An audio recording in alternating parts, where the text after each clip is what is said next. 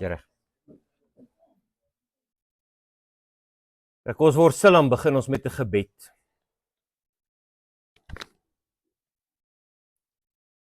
Ons Hemelse Vader,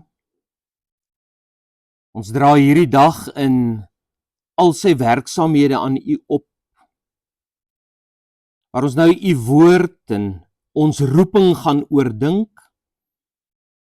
Werk in ons deur U Gees en tot U eer. Ons bid dit in Jesus se naam. Amen.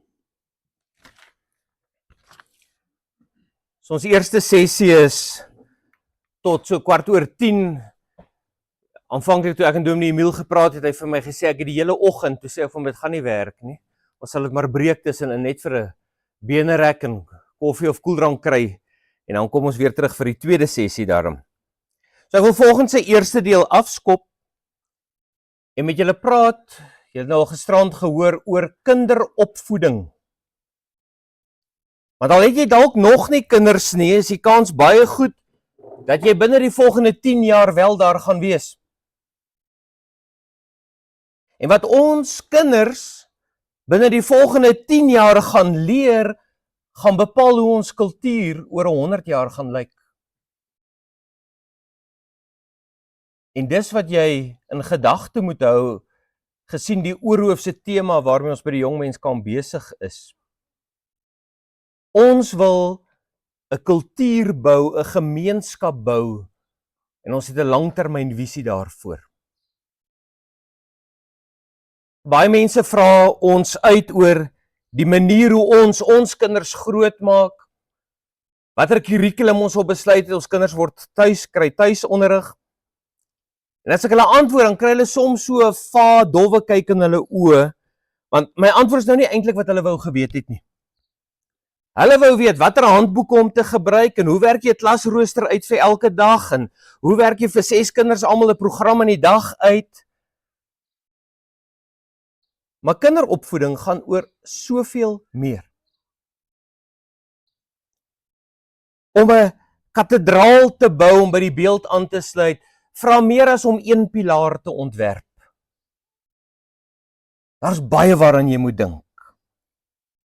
Soos eerste baba gebore is, het baie mense ligtelik opgemerk, dis jammer die babatjie kom nie met 'n gebruikershandleiding. Maar dit is so verkeerd. Want ons het 'n gebruikershandleiding. Maar soos die geval met talle handleidings, word hy baie keer eers een kant toe gegooi. Jy probeer self om uit te vis, hoe werk hierdie nuwe stuk tegnologie? Om dan later wel die handleiding nader te trek as jou frustrasievlakke gestyg het en jou selfbeeld bietjie laer is. As Christen het God genadiglik vir ons 'n handleiding gegee. En daarom wil ons graag ons kinders volgens 'n Bybelse manier opvoed. En wanneer jy die Bybel raadpleeg, dan ontdek jy, daar is iets agter al die vakke en die dagprogramme. Om jou kind Bybels op te voed is, om 'n bepaalde wêreldbeskouing by jou kinders te vestig, en dis waarop ons vandag gaan let. En ek wil as vertrekpunt neem hierdie vers uit Efesiërs 6 vers 4 uit. Daar in die middel, en vaders, moenie julle kinders vertoorn nie, maar voed hulle op in die tug en die vermaning van die Here. As jy 'n Christelike verwysingsraamwerk het, dan verstaan jy dadelik dat kinderopvoeding is 'n normale uitvloeisel van 'n Bybelse huwelik. As 'n man en 'n vrou trou en die Here beskik dat hulle kinders kan hê, dan is die eerste vraag outomaties, wat gaan ons met hierdie kinders doen? Wel, ons moet hulle opvoed in die tug en die vermaning van die Here. Maar dit is so mooi katekisasie antwoord. Maar wat beteken dit? Wat word alles daarmee bedoel? En skielik ontdek jy hoe dat alles aan mekaar verbind is, verweef is.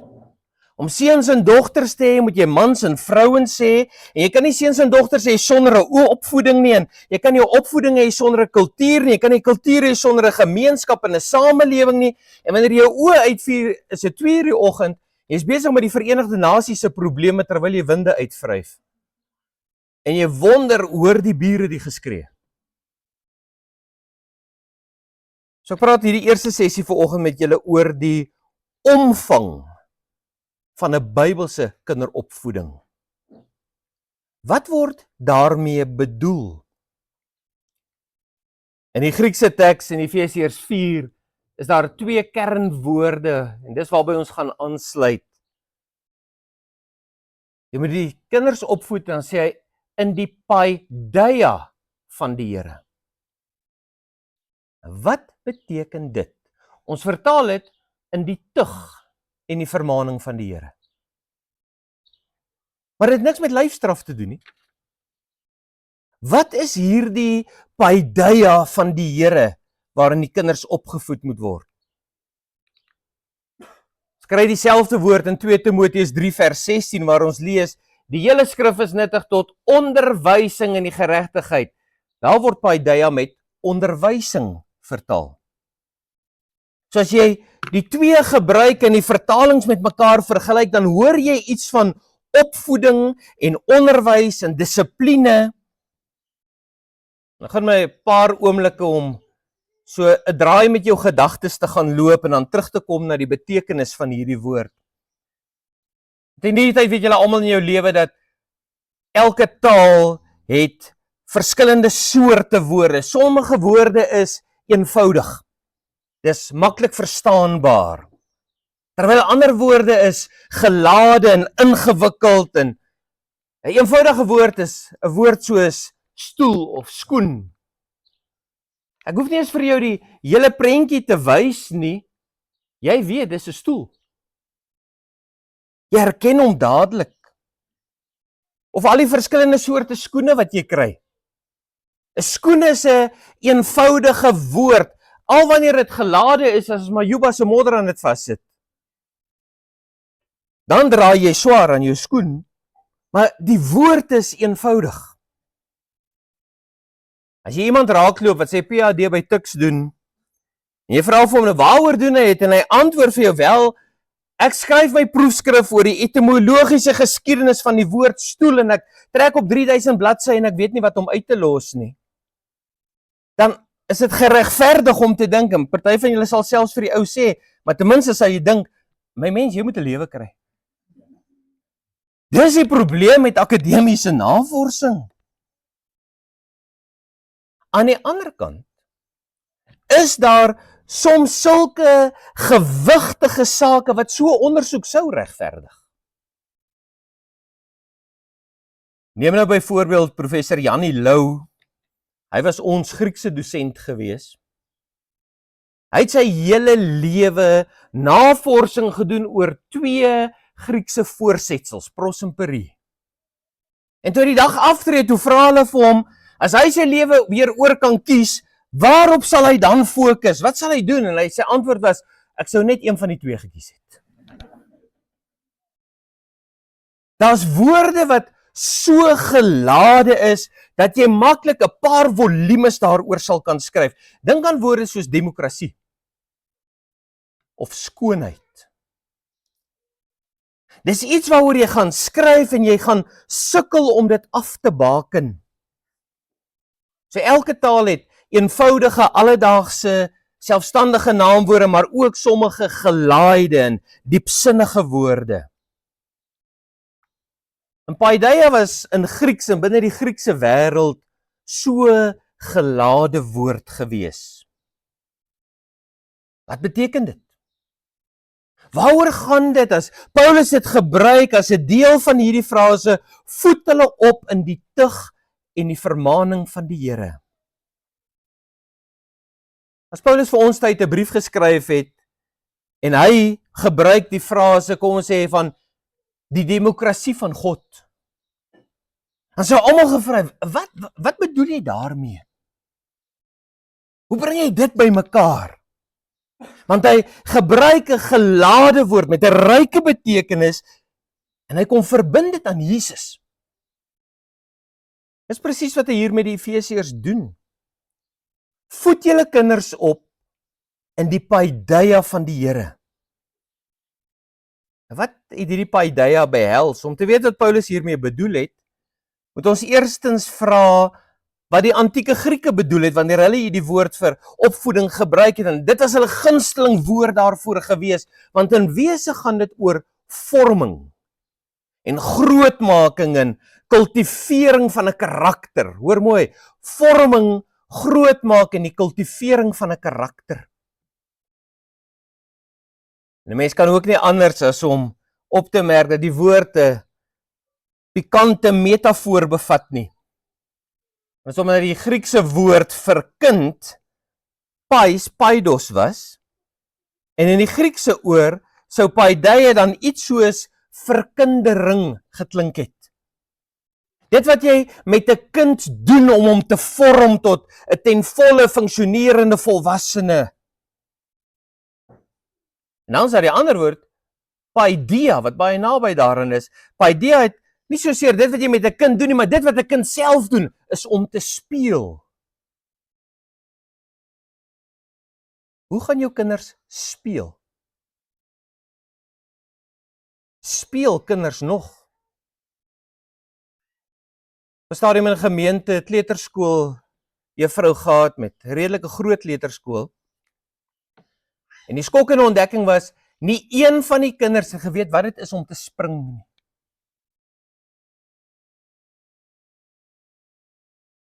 Wat 'n wêreld leef ons in? Dat jy kinders moet leer, spring van die boom af. Ken dit nie. Hoe leer ons kinders om te speel? Nooit gedink jy gaan dit moet uitdink nie. So ek hoop die woord begin al hoe meer 'n prentjie in jou gedagtes vorm, en wil jy prentjie meer inkleer voordat ons verder gaan, en ek wil nie jy moet deur al die vreemde woorde oorweldig word nie, na jou bed terug verlang eerder nie. So verdra my 'n paar oomblik, want die Griekse taal het 'n paar woorde vir opvoeding gehad, soos trofee, beteken voeding of grootmaking. Ons kry van daar af ons woord atrofie. As jy nie eet en oefen nie, dit wat met jou spiere gebeur, jou liggaam kwyn weg. Daar's 'n verband tussen voeding en opvoeding. Doen jy een van die twee nie, dan kwyn die kind weg.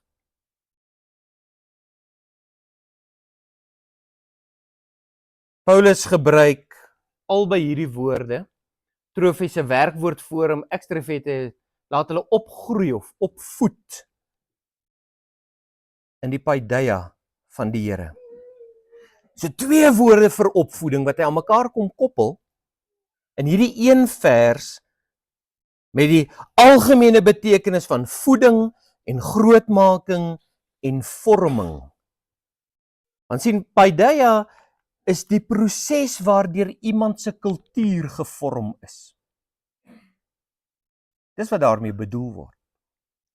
Dis 'n proses om iemand te kultiveer en alles wat tot daardie proses bydra. Het jy al gedink aan, wat het jou kultuur gevorm? In jou eie lewe? Wat het ons bygedra om jou en jou kultuur daar te stel? In elke Griekse skool sou daar in die tuin van die klaskamer 'n borsbeeld van Homerus gewees het. Op pad na die skool toe sou jy verby al die tempels van die dorp of die stad se afgode geloop het. Hulle het 'n bepaalde moedertaal gepraat, hulle het sekere kanoniese geskrifte gehad wat almal gelees het, onder andere Homerus, want sy borsbeeld staan sommer in die binnehof van die skool ook. Dit was alles deel van 'n kultiveringsproses. So ek wil hê jy moet insien, paideia gaan nie net oor 'n kurrikulum of vakinhoude nie. Dis nie net wiskunde en wetenskap en geskiedenis of grammatika nie, dis die hele proses van jou hele lewe. Dit wat jy geleer word, het sy by die skool, het sy in die markplein, hoe jy terugkom by die huis, dis alles wat deel vorm daarvan om jou in 'n gemeenskap te laat inpas. Paideia sluit al die groot dinge in, al die belangrike dinge, die politieke hoogtepunte, maar ook die alledaagse dinge. Die paideia wat my en baie mense in jou gemeenskap gevorm het, veral die van ons wat van die platteland af kom, was iets soos die volgende. Ek het groot geword op 'n plaas in die Vrystaat. Koshuislewe was deel van jou lewe gewees, en of jy nou in die Suid-Vrystaat of die Noord-Vrystaat was, al die koshuise het dieselfde gelyk. Almal het dieselfde gewerk, binnekant was dit dieselfde, die name buiteop is iemand in die dorp se naam wat hy gekry het. Dis die verskil gewees. Maar die koshuis was jou voorland, en daar was ons skoolbus het almal eners gelyk. Al wat verskil het was die skole se klere buiteop. Maar dis dieselfde tipe modelbus, sy binnekant was oral presies dieselfde gewees. Dis deel van die kultuurvorming wat daar was. Elke skool se klaskamers het dieselfde boodskap oorgedra. En elke biologieklas was daar muurkaarte gewees, of in die geskiedenisklas het jy 'n prent van Jan van Riebeeck wat in die Kaap aankom met 19de eeuse klere. So 'n bietjie uit tyd uit gewees. Of jy het 'n voorbeeld van 'n muurkaart van die Groot Trek gehad. Of Bloedrivier se Waalaar. Dit alles het jou gevorm. Sien, kultuurvorming gaan nie net oor die inhoud van die geskiedenisboek nie, maar oor alles rondom dit heen. Dit sluit in die musiek wat op die radio speel. Die televisiereekse wat jy kyk. Wat is op jou Watchlist Pro op jou Netflix? Waarna kyk jy? Dit is alles wat mense saambind en uiteindelik vorm dit 'n gemeenskap. Dis als deel van paideia. Jy kan by enige ou se erf verbyry en jy kyk in en jy sal 'n groen tuinslang sien. Daar is nie 'n wet wat bepaal dat alle tuinslange groen moet wees nie. Maar almal is. Soms kry jy iemand met 'n geel tuinslang en jy weet hier bly 'n radikale ou, hy's heel moontlik 'n kommunis. Hoe kan hy 'n geel tuinslang hê? Jy nie is jy skuldig.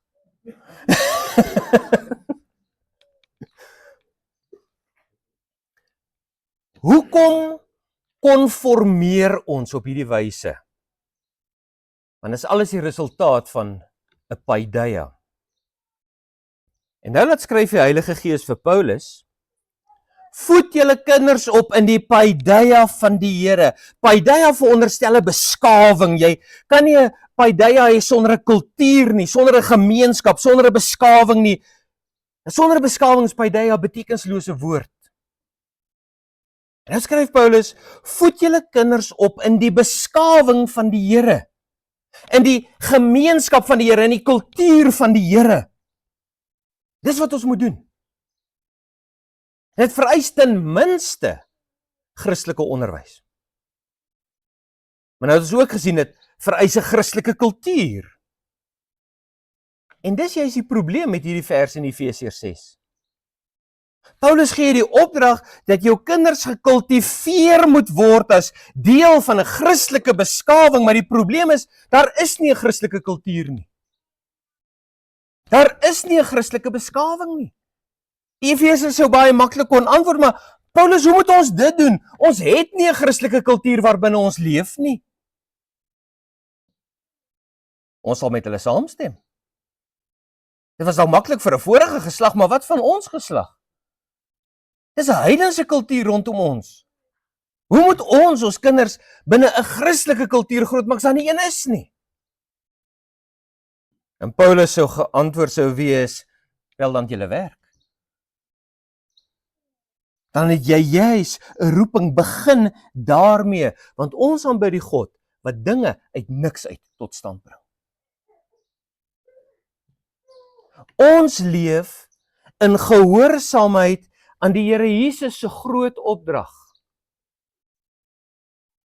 En ons vergeet so maklik, wat is die begronding van die sendingopdrag? Aan my is gegee alle mag in hemel en op aarde, gaan dan heen en maak disippels van al die nasies, en doop hulle in die naam van die Vader en die Seun en die Heilige Gees, en leer hulle om alles te onderhou wat ek julle beveel het. Wat is die begronding? Hoekom? Omdat Jesus alle mag in hemel en op aarde het. Daarom gaan ons heen. Dis die basis vir ons roeping as gelowiges en kerk van die Here. Jesus het gesag oor alles. En ek leef dit uit oral waar ek kom. In my werksplek, in my vriendekring, in my ontspanning. Jesus regeer hier ook. Ons betree die wêreld asof alles alreeds aan ons behoort, want ek is een met Jesus en alles behoort aan hom. Hy het mag oor alles.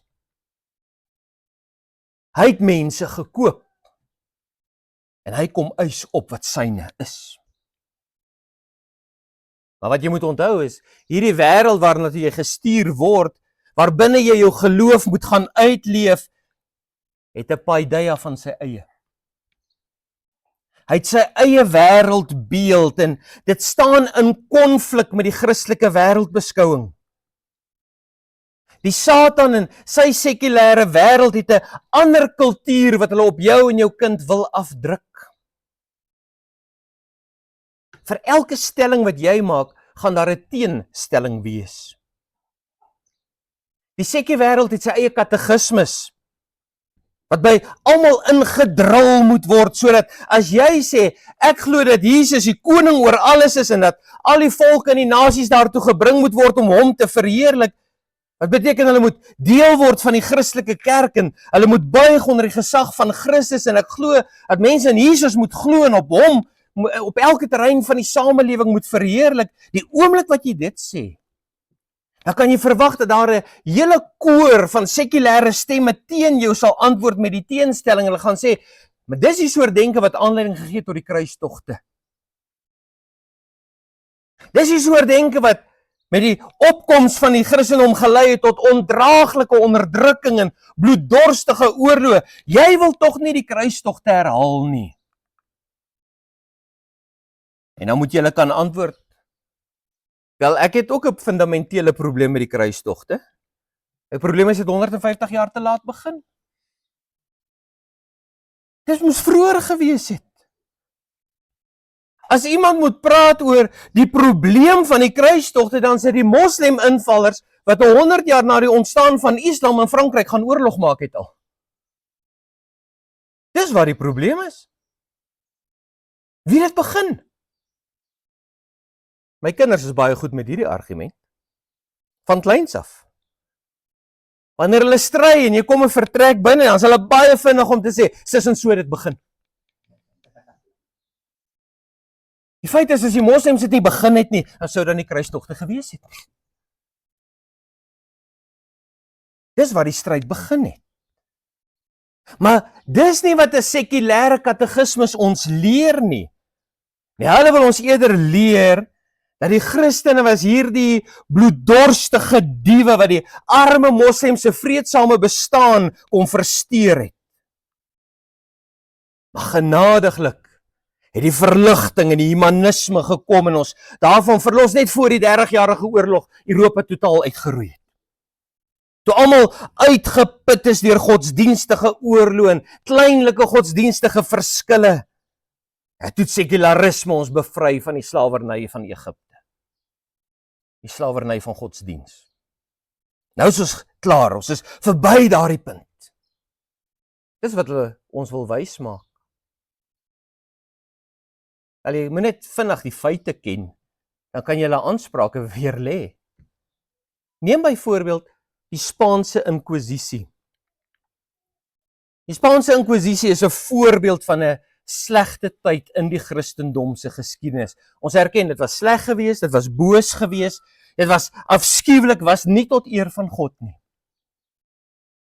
En gedurende hierdie slegte tyd in die geskiedenis is omtrent 150.000 mense vervolg. En tussen 3 tot 5.000 is doodgemaak van hulle. In totaal, oor 350 jaar is 5.000 doodgemaak. Dit was Josef Stalin op 'n rustige middag. Daar is 122.000 aborsies in Suid-Afrika elke jaar. Wie's meer bloeddorstig? In die Eerste Wêreldoorlog is 30 miljoen mense dood. In die Tweede Wêreldoorlog 60 miljoen. In die kommuniste se koue oorlog is 100 miljoen van hulle eie mense vermoor. Om sekulariste vir ons te laat preek oor bloeddorstige Christene is soos om na 'n prostituutse lesing oor morele waardes te gaan luister.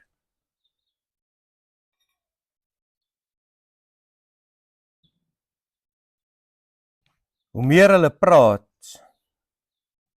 hoe meer hoop die lyke op. Hoe meer hulle wêreldbeeld gevorm word, hoe meer breek dit af. En hoe minder word gebou. En is tyd dat ons hulle in die bek ruk. Want dis die gevolg van 'n sekulêre paideia. En daarom is dit ons roeping om met 'n teenoffensief te kom. Ons wil terugkeer na die heerskappy van Christus oor alle dinge. Want die sekulariste verdraai die geskiedenis. Hulle lieg die hele tyd daaroor. En daarom is dit ons roeping om soos die gelowiges in Efese 'n paideia van die Here te vestig. Te midde van 'n heidense samelewing. Ons hoor baie dat ons in 'n post-apartheid of 'n post-Christelike Suid-Afrika leef. Al wat dit beteken is, daar's baie instellings en ruïnes wat herstel moet word. Maar aan te sluit by vanoggend se opening. Die mure is stikkend geslaan. En ons kan dit weer herbou. Want ons Here begin alles uit niks uit. Want hy het mag oor alles. Dis soos om deur die skrif leer ken. Die Here roep die kinderlose Abraham daar in Mesopotamië in 'n heidense wêreld. En hy wys vir hom die sterre van die hemel en hy sê sy nageslag gaan so baie wees. Sou die koerante van sy tyd daardie boodskap bevestig het? Glad nie. Maar hy het dit geglo. En dit word hom tot geregtigheid gereken. Na sy opstanding vat die Here Jesus sy disippels eenkant en hy sê vir hulle, daar is hierdie heidense wêreld reg oor die aarde, alle soorte volke wat allerlei afgode aanbid. Julle vissermanne, ambagsmanne. Julle het 3 jaar saam met my spandeer. Ek stuur julle hierdie wêreld in. Ek stuur julle tot aan die uithoeke. Gaan oorwin dit. En hulle het dit gaan doen. Ek verwys die hele tyd na 'n wêreldbeskouing, maar wat is dit? Vir my gaan dit daaroor, daar's 'n proses waardeur jou kinders gekultiveer word om op 'n besonderse Christelike manier te dink en te leef en emosioneel te reageer. En dit gaan oor hierdie hele lewe. As alle sprekers wat praat oor lewens- en wêreldbeskouing en dan verskraal hulle dit tot jou denke.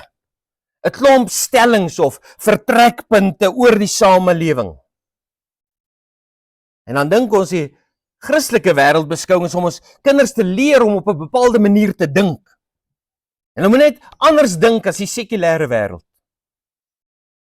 En dit is gedeeltelik waar, maar daar's soveel meer. Ek wil hê my kinders moet die Heidelbergse Katekismus se antwoorde ken. Dit moet hulle vertrekpunt wees. Ek is met niks minder as tevrede, maar ek wil meer as dit hê ook. Ons gaan verder daarop uitbrei vandag aan die hand van Douglas Wilson, wat dit mooi verduidelik met sy Christelike wêreldbeskouingswiel. Ek wil inleidend daaroor praat en dan fokus ons tydens die volgende sessies op elkeen van die besonderhede daarvan. Hy gebruik hierdie beeld van 'n wiel met 4 speke en die as waarom alles draai is die genade van Jesus Christus. 2 speke van die wiel is proporsioneel en 2 is nie proporsioneel nie. Dit gaan oor wat is die antwoorde, die kategese waarin jy onderrig is. As jy met vrae gekonfronteer word, wat antwoord jy? Hoe word ons geleer om te antwoord op sekere vrae? Byvoorbeeld, wat glo jy? Ek glo in God die Vader, die Almagtige, die skepper van hemel en aarde, en ek glo in Jesus Christus, sy eniggebore seun, ons Here.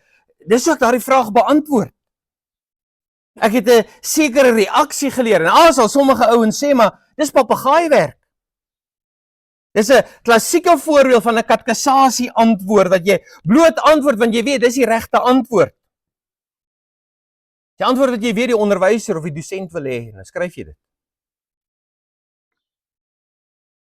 Dit mag dalk waar wees, maar die feit is jy kan nie wegkom van katekisasie antwoorde nie. Elke wêreldbeskouing het sy eie katekisasie antwoorde. Geskiedenis, tradisie, katekisasie, dis altyd daar. Gaan kyk 'n bietjie na 'n onderhoud met 'n sportster. Nadat hy gewen het, een of ander rekord gebreek het en hy het nog nie eers sy asem mooi terug nie, dan is die verslaggewer met die mikrofoon hier in sy gesig. Vra vir hom nou, hoe het jy dit reg gekry? En hy antwoord soveel van hulle, weet jy, my afrigter en my ouers het my geleer om regtig in myself te glo. Dis 'n katekisasie antwoord. Dis so mooi. Gereformeerde kindertjies wat vir my kan sê, my enigste troos in lewe en sterwe is dat ek aan Jesus Christus behoort. Dis als voorbeelde van proposisionele antwoorde wat 'n bepaalde wêreldbeskouing reflekteer. Die vraag, wat is 'n mens? As gelowiges sal ons antwoord, ons is na die beeld van God geskape en op die aarde geplaas om God te verheerlik. Of die ongelowiges sal antwoord, nee, ons is die eindproduk van miljoene jare se evolusie en natuurlike seleksie. Dis albei katekisasie antwoorde. En kategese gaan oor sulke proposisionele vertrekpunte in jou lewe en daardie vertrekpunt is of waar of hy's vals. Die tweede speek van die wiel is simbole of liturgie. En dit gaan hier oor die vraag, nou, 'n mens se lojaliteit. Hoe kweek ek lojaliteit? Sien, simbole en liturgie is nie net godsdienstige sake nie. Is nie net wat Sondag by die erediens gebeur nie. Elke gemeenskap, elke familie het hulle eie simbole en liturgiese handelinge wat baie betekenisvol is. En dis glad nie proposisionele vertrekpunte nie. Dis dinge wat mense saambind in 'n gemeenskap. Dis 'n vlag, 'n volkslied, 'n hoenderhaan op die kerktoring, 'n hangertjie met 'n kruis daaraan. Trouringe aan watter vinger dit gedra word. Kersies op 'n verjaarsdagkoek en familie se gewoontes en hulle daaglikse roetine, die hele familie wat saam om 'n etenstafel eet en huisgodsdiens hou of die manier hoe Kersfees in die familie gevier word, is alles simbole en rituele wat mense tot 'n besonderse lojaliteit aan mekaar verbind. Die derde speek is ook nie proposisioneel nie, sluit by die vorige aan, dit gaan oor 'n lewenswyse. Jou leefstyl. Hoe vra jy 'n meisie uit? Hoe vra jy ouers? Hoe raak jy verloof? Hoe lyk die huwelikseremonie? Hoe kom jy van een plek tot die ander? Ry jy fiets? Jy is heel moontlik in Nederland. Ry jy trein? Is Engeland. Ry jy taxi? Is in Mamelodi. As jy ry jy met jou eie kar, speel die radio die heeltyd kliphard of net by sekere liedjies.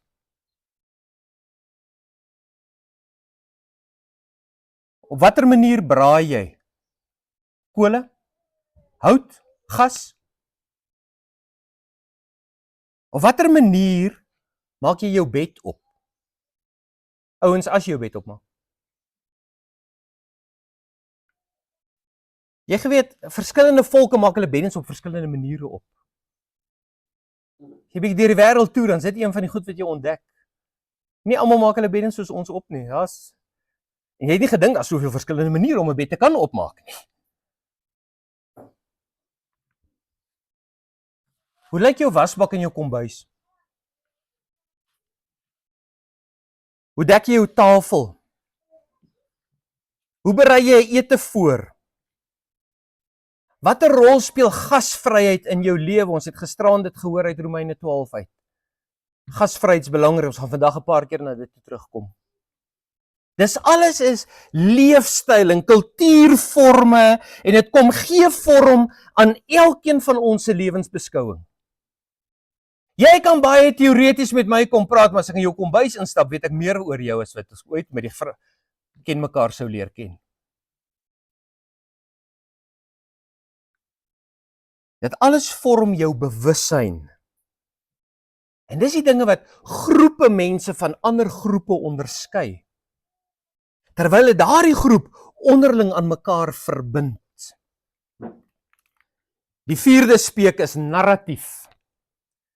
Wat is die onderliggende storie?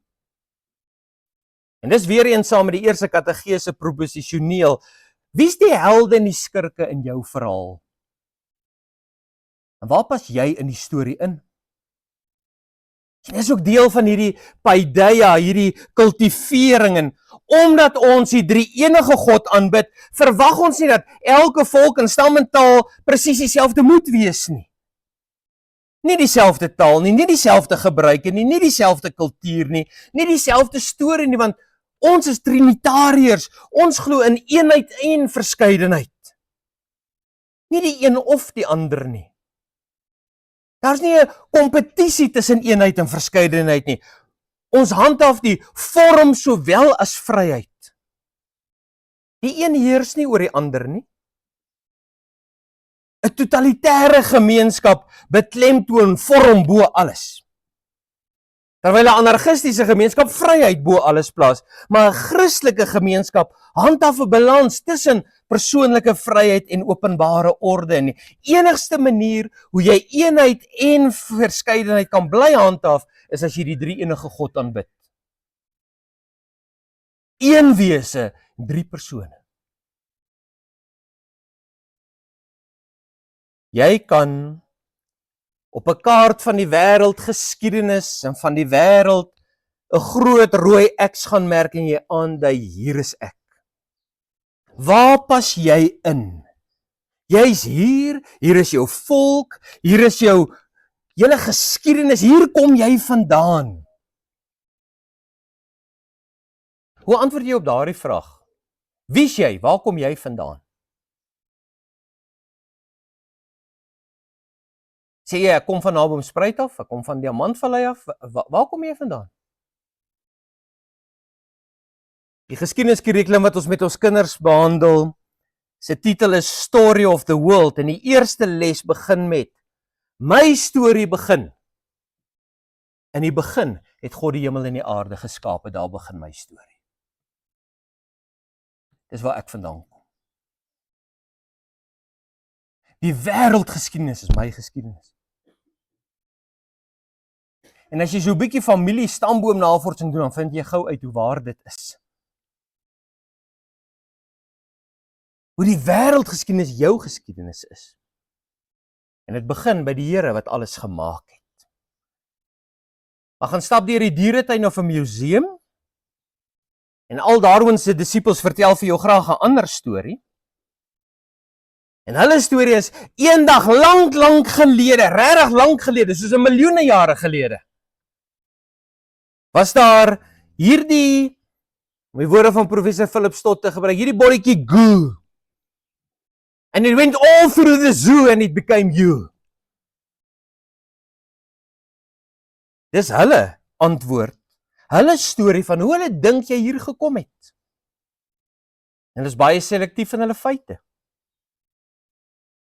Ek het vroeër verwys na hulle storie van hoe die verligting ons kom bevry het van godsdienstige skynheiligheid en oorlog tussen protestante en katolieke en hoe die mense mekaar uitgemoor het, maar hulle laat sekere feite uit om hulle storie te pas. En die feit wat hulle uitlaat is die opkoms van nasionalisme en die sekulêre staat. So dat hulle nie reken daarmee dat protestante teen protestante en katolieke teen katolieke oorlog gemaak het en state teen gelowiges oorlog en met mekaar oorlog gemaak het nie.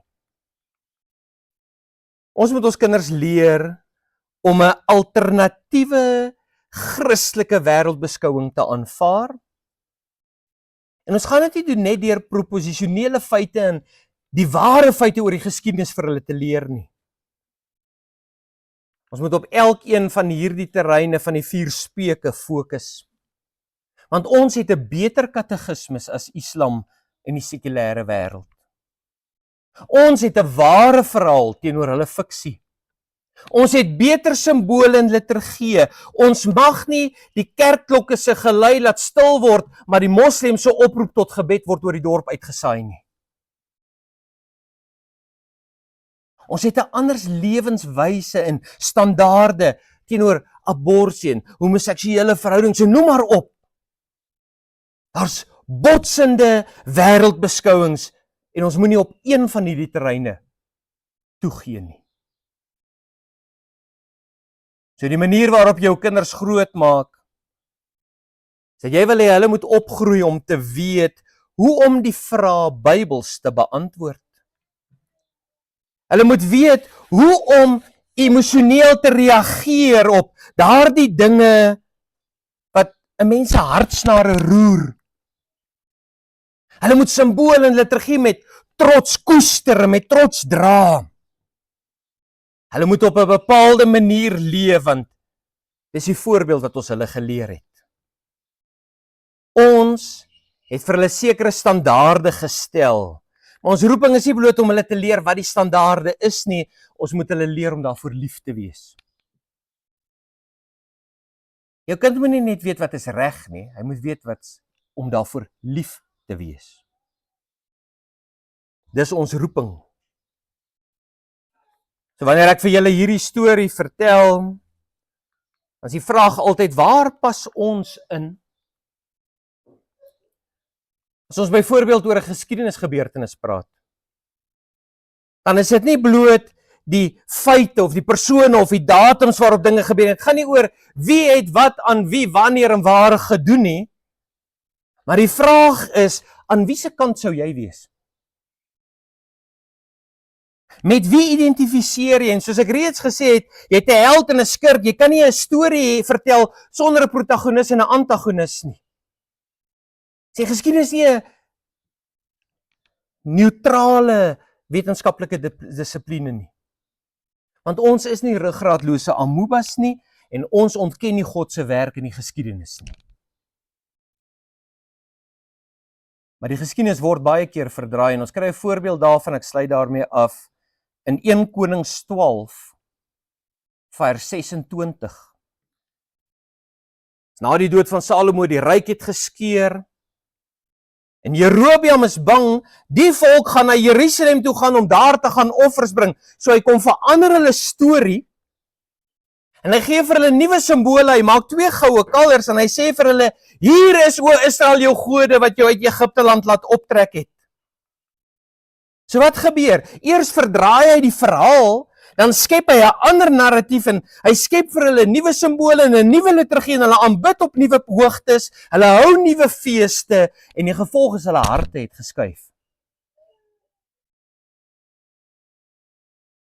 Sien, dit maak saak wie die storie vertel. Dit maak saak wie skryf die geskiedenis. Dit maak saak hoe vier jy dit. En dis waar ek vir nou gaan stop. Kom ons neem 'n vinnige breek. Kry iets om te drink, loop 'n draai, word wakker. Na 15 minute dan is ons weer terug hier.